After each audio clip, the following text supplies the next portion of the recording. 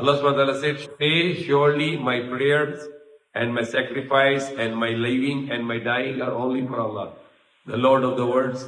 And I am commanded to be first among those who are submitting to Allah. There is no partner for Him, and I am commanded to first among those who are submitting to the commands of Allah. So our day today was about sacrifice, and sacrificing animal. It is not the real achievement, but to sacrifice ourselves is a real achievement.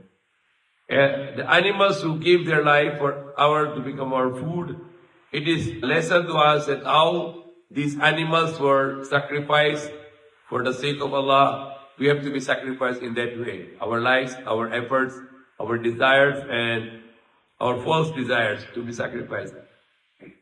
And we need to feel like some sort of hardship which can be considered as sacrifice for Allah. Especially like, for example, when you are very hungry and you cannot find the halal food and you want to eat halal food because it's Allah allowed us to eat and forbidden food is not allowed to us to eat. So we can show to the sacrifice to Allah that even though we are hungry, but we are still looking for the lawful food. For example, when early in the morning, the Fajr time, 4 o'clock, it's very difficult for you to get up from the bed, but you will do it for thinking that you are sacrificing for Allah, because Allah commands you to pray at that time.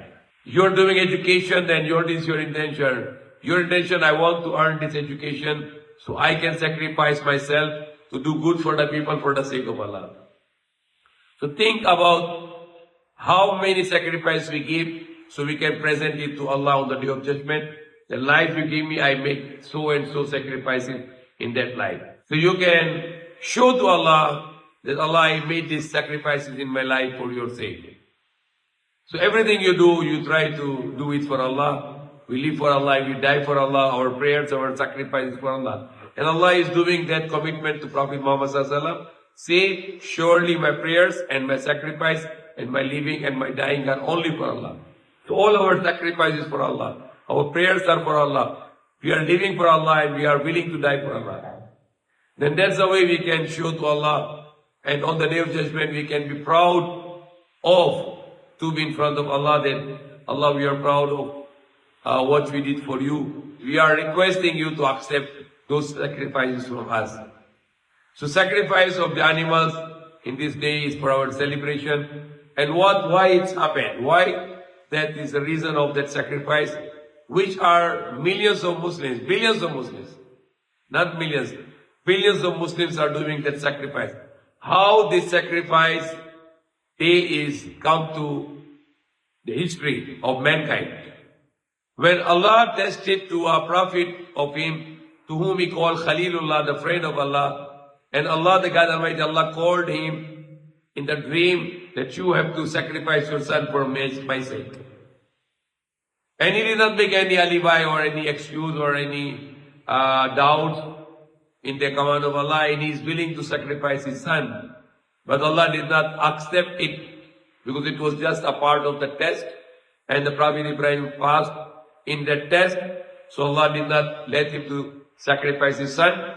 Rather than Allah give him the great sacrifice, the sacrifice of this Eid-ul-Adha, and which becomes the tradition. Now example, when he was trying to make that sacrifice for Allah, and Allah replaced it with this Eid-ul-Adha. Now imagine this, since the 5,000 years, the time of Ibrahim alayhi salam, until today, maybe billions of animals have been slaughtered. And it was shared with the people of the world, especially with the poor people.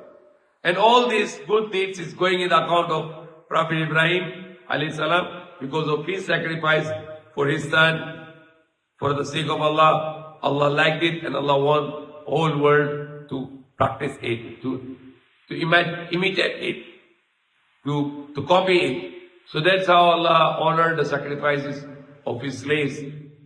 So we can think that in my life, the rest of my life, what can I do sacrifice for Allah? What can I do sacrifice for Allah which can make Allah happy with me? And I can make it my asset on the day of judgment. Allah, I did this sacrifice for your sake.